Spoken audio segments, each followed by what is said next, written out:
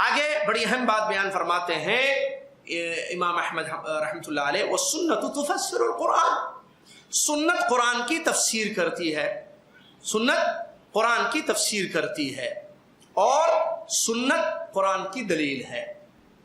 کیا مطلب اس کا سنت قرآن کی تفسیر کرتی ہے؟ قرآن کی تفصیل، اس کی تفسیر، ایکسپلینیشن حدیثوں میں موجود ہے۔ اللہ تعالیٰ نے فرمایا وَأَنزَلْنَا إِلَيْكَ الذِّكْرَ لِتُبَيِّنَ لِلنَّاسِ مَا نُزِّلَ إِلَيْهِمْ، ہم نے آپ کی طرف ذکر کو اتارا ہے، ذکر سے مراد یہاں قرآن ہے، ہم نے آپ کی طرف قرآن کو اتارا ہے تاکہ آپ لوگوں کو بیان کیجئے جو چیز لوگوں کے لیے اتاری گئی ہے۔ بیان کا مطلب انگلش میں ایکسپلینیشن ہوتا ہے، اردو میں تفسیر کہتے ہیں۔ اچھا، نبی اس آیت میں اللہ تعالیٰ فرما رہا ہے کہ ہم نے آپ کی طرف قرآن کو اتارا ہے تاکہ آپ لوگوں کو بیان کریں۔ تو یہ بیان کہاں ہے؟ قرآن میں اللہ نے کہا اقیموا الصلاۃ، نماز قائم کرو، روزہ رکھو، فمن شہد منکم الشہر فلیصمہ، تم میں سے جس کو رمضان کا مہینہ مل جائے وہ روزہ رکھے۔ اس کا بیان کہاں ہے؟ روزہ کب سے رکھنا، کب تک رکھنا، کیسا رکھنا، حدیثوں میں۔ حدیث کے بغیر روزہ رکھ سکتے ہیں؟ حدیث کے بغیر نماز پڑھ سکتے ہیں؟ سنت قرآن کی تفسیر ہے، قرآن کو ایکسپلین کرتی ہے سنت۔ اسی لیے محدثین امام بخاری رحمۃ اللہ علیہ کے اساتذہ نے یہ بات بیان فرمائی ہے۔ کیا بات؟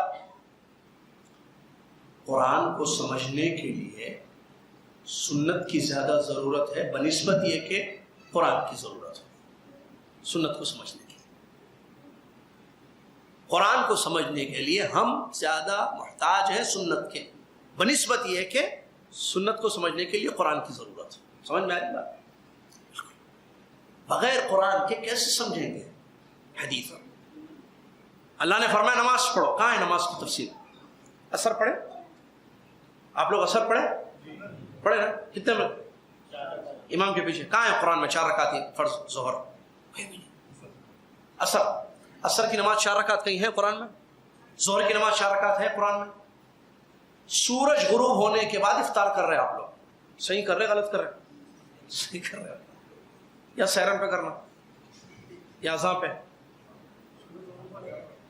اصل بتائیے، اذان پہ کرنا، اذان پہ کرنا۔ اگر آپ اذان کے پہ افطار کرنا کہہ رہے ہیں تو پھر بہن بولے گی دیکھو ہمارے محلے میں بیٹے، آپ کو بولیں گے دیکھو بیٹے ہمارے محلے میں کیا ٹائم ہے؟ 7 بج کر کیا ٹائم پہ افطار ہو رہا ہے بھیا؟ 6:42 سورج غروب کب ہو رہا ہے؟ 6:42 پہ سورج غروب ہو رہا ہے۔ اب آپ بول رہے ہیں اذان پہ افطار کرنا، تو آپ کی کوئی آنٹی کوئی بولے ہاں بیٹے ماشاءاللہ تم مسجدوں میں جاتے رہتے ہیں، درسوں میں جاتے رہتے ہیں، بیٹے یہاں جو ہے افطار کتنے بجے کروں میں بھی ابھی آئی ہوں دوسری شہر کنٹری سے جو بھی ہے بہرحال۔ تو آپ بولیں گے آنٹی آپ ایک کام کریے اذان ہوتے کر لیجیے، آنٹی آپ اذان ہوتے افطار کر لیجیے، اذان کے ساتھ ہم لوگ افطار کرتے ہیں محلے پلی میں۔ ٹھیک ہے بیٹے، شکریہ بیٹے، بہت بہت شکریہ۔ پھر دوسرے دن، تیسرے دن، چوتھے دن 3-4 روزے رکھے آنٹی، اس کے بعد ملاقات ہوا، ہاں آنٹی سب افطار صحیح ہو رہا نا؟ سو ہو رہا ہے بیٹے، آپ اتنی اچھی بات بولے، جیسے 7 بجے اذان ہو رہی میں افطار کر رہا ہوں۔ ہاں بولے 7 بجے اذان ہو رہی، آپ بولے نا بیٹے 7 بجے، آپ بولے نا اذان ہوتے افطار کرو بول کے۔ نہیں آنٹی وہ 6:42 پہ کھولنا تھا۔ آپ 42 کہاں بولے بیٹے میرے کو؟ آپ بولے اذان ہوتے کھولو، بولے ایسا نہیں بولنا کہ 6:42 پہ اذان ہو رہی دنیا میں نہیں، حیدرآباد میں 6:42 پہ اذان ہو رہی۔ نسلیں یاد رکھیں، آپ کا جملہ جو ہے آپ بول دیں گے لیکن بعد میں اس کا مطلب آپ بولنا سورج جب غروب ہوگا بیٹے اس وقت روزہ رکھنا۔ بچوں کو سکھائیے، وہ جہاں رہے گا، وہ جرمنی میں رہے گا، وہ کلکتہ میں رہے گا، وہ دلی میں رہے گا، وہ سعودیہ میں رہے گا، وہ دبئی میں رہے گا، سورج غروب ہوگا۔ ابا نے سکھایا تھا، دین سنت بتائی تھی ابا نے کہ سورج غروب ہونے کے ساتھ افطار کرنا۔ سن سیٹ ہو جائے گا، ارے آواز نہیں آئی، ارے پکارا نہیں ہوا، ارے چیخ نہیں مارے، ارے وہ آواز چیخ پکارا نہیں۔ سنت کیا ہے؟ سورج غروب ہونا، دیٹس آل۔ ارے موزن صاحب اذان نہیں دی، ارے نہیں وہ مائک خراب ہو گیا ہوگا، تھنگ ول ہیپن۔ آپ اذان پہ اعتماد مت کریں، موزونوں کی ذمہ داری اللہ جزائے خیر دے، موزونوں کی ذمہ داری. آج کل ٹیکنالوجی ہے بھائی، گھڑی ہے، فون ہے، سب کچھ. اب جیسے بھائی بتا رہے ہیں 6:42 ایگزیکٹلی ٹائم ہے، آج کا بھی وہی ہے بھائی جی، ختم. ٹھیک ہے، تو سنت، اچھا یہ کہاں لکھا ہوا ہے؟ قرآن میں نہیں ہے، حدیث میں ہے. اسی لیے سنت کہتے قرآن کی تفسیر ہے. اللہ نے روزہ رکھو کہا ہے، لیکن اس کی ڈیٹیلز کہاں ہے؟ حدیثوں میں. ٹھیک ہے، اچھا یہ جو سنت قرآن کی تفسیر ہے، اور کہتے ہیں وہی دلائل القرآن، قرآن کی دلیل ہے. سنت سے جو ہے آپ کو معلوم ہوگا قرآن. اس کو کیسے بتاتے ہیں علماء کہ سنت اور قرآن کا معاملہ جو ہے 3 حالتیں ہیں اس کی. کتنی؟ سنت جو قرآن کی تفسیر کرتی ہے اس 3 حالتیں ہیں. کتنی؟ نمبر 1، ایسے احکام سنت میں ہیں جو قرآن میں بھی ہیں، یعنی سنت قرآن کی موافقت کرتی ہے. سمجھ میں آ رہا ہے؟ علمی بات ہے، سمجھیے تھوڑی سی. قرآن میں حکم ہے تو سنت میں بھی اسی کا حکم دیا گیا ہے. تو کیا ہو رہا ہے؟ قرآن اور سنت کے احکام آپس میں سیم ہے. سمجھ میں آ رہا ہے؟ جیسے اللہ نے قرآن میں نماز پڑھنے کا حکم دیا، سنت سے بھی ہمیں دلیل ملتی ہے کہ قرآن میں نماز پڑھو، 5 وقتہ نماز یا نماز. قرآن میں روزہ فرض ہے، اس کی دلیل ہے نا، فمن شہید منکم الشہر فلیصم، جس کو یہ مہینہ مل جائے وہ روزہ رکھے. تو روزہ رکھو، روزہ فرض ہے. یا ایھا الذین آمنوا کتب علیکم، ہے نا، قرآن سے ثابت ہے، قرآن سے کہ روزہ فرض ہے. سنت نے بھی اس کی تائید کی ہے، سنت سے بھی روزے فرض ہے. جیسا کہ نبی صلی اللہ علیہ وسلم نے فرمایا جب رمضان کا مہینہ آیا تھا صحابہ کی زندگی میں، نبی صلی اللہ علیہ وسلم کی زندگی میں، آپ نے فرمایا اتاکم شہر رمضان یا اتا علیکم شہر رمضان، تم پر رمضان کا مہینہ آ گیا ہے، اللہ نے اس کے روزے فرض کیے ہیں. نبی صلی اللہ علیہ وسلم نے فرمایا. پوری حدیث، اس میں ایک رات ہے جو 1000 مہینوں سے بہتر ہے، وہ لمبی ہے، جنت کے دروازے کھولے جاتے ہیں، پوری حدیث ہے. تو ایک شکل یہ ہوگی تفسیر قرآن کی. سنت اور قرآن کا معاملہ کیا ہے کہ سنت قرآن کی موافقت کرتی ہے. جو قرآن میں حکم ہے وہ سنت میں بھی ہمیں ملتا ہے. ایک حالت ہوئی. کتنی حالتوں میں سے؟ 3. نمبر 2، قرآن میں مختصر، مطلق یا عام احکام ہیں، حدیثیں، سنت اس کو خاص کرتی ہے. سمجھ میں آیا یا نہیں؟ قرآن میں عام آرڈر دیا گیا ہے.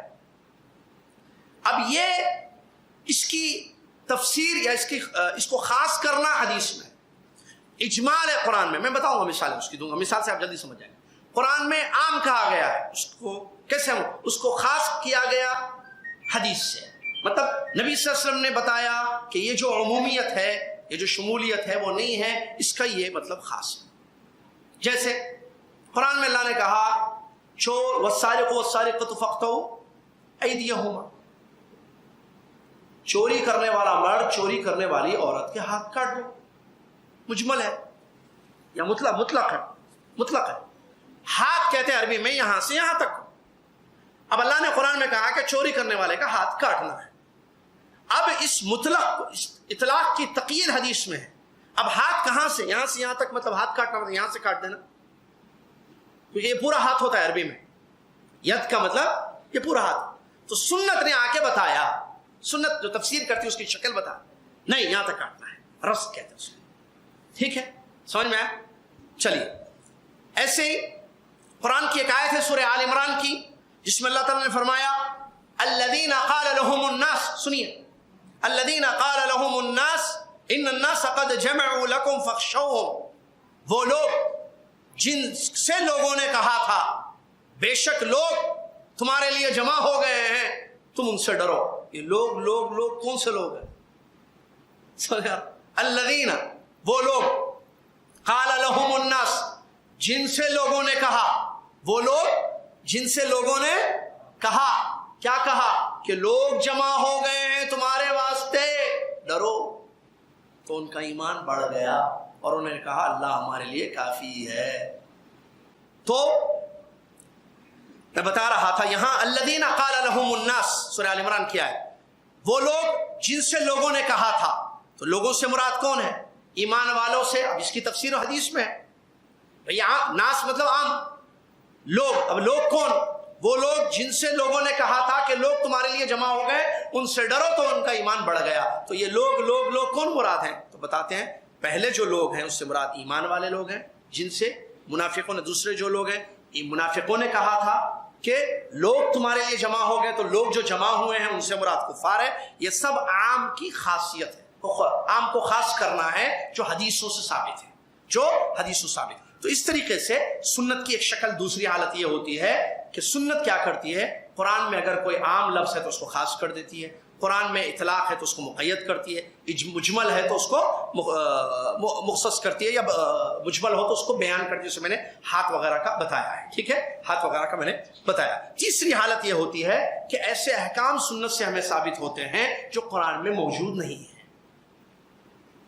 سنت قرآن کی تفسیر کرتی ہے، بعض ایسی چیزیں سنتوں سے ہمیں ملتی ہیں جو قرآن میں ہمیں نظر نہیں آتی۔ احکام کی بات کر رہا ہوں، آرڈرز، جیسے مثال کے طور پر حدیث میں نبی علیہ الصلوۃ والسلام نے فرمایا لا یجمع بین المرأة وعمتها ولا بین المرأة وخالتها انکم ان فعلتم ذلك قطعتم ارحامکم۔ نبی صلی اللہ علیہ وسلم نے فرمایا عورت اور اس کی پھوپھی کے درمیان جمع نہیں کیا جا سکتا ہے، عورت اور پھوپھی کو، یا عورت اور اس کو خالہ کو جمع نہیں کیا جا سکتا ہے۔